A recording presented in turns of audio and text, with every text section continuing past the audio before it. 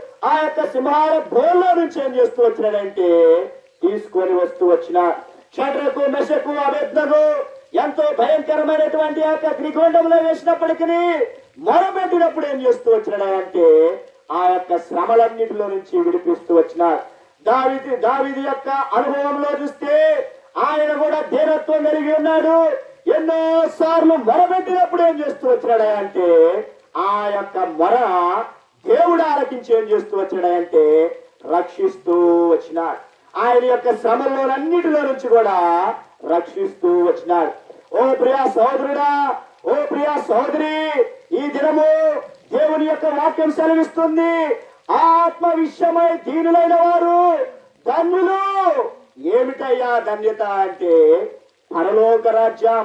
ఏమిటయ్యా ధన్యత అంటే ఎవరైతే దీనులుగా ఉంటారో ఆ దీనులనే మొట్టమొదటిగా రక్షణతో అలంకరించేవాడిగా ఉంటున్నాడు. రెండవది ఆ దీనుల్ని మొరపెట్టినప్పుడు దేవుడు ఏం చేస్తూ ఉన్నాడు అంటే వారి ప్రార్థన ఆలకించి వారు ఏ శ్రమల్లో ఉన్నారో ఆ శ్రమల్లో నుంచి ఏం చేస్తూ ఉన్నాడంటే విడిపించేవాడిగా ఉంటూ ఉన్నాడు. మూడవదిగా చూసినట్లయితే ఈ యొక్క దీనులకు ఉన్నటువంటి అయోగ్యత ఏమిటంటే యెషయా గ్రంథము 61వ అధ్యాయము 1వ వచనం. యెషయా గ్రంథము 61వ అధ్యాయము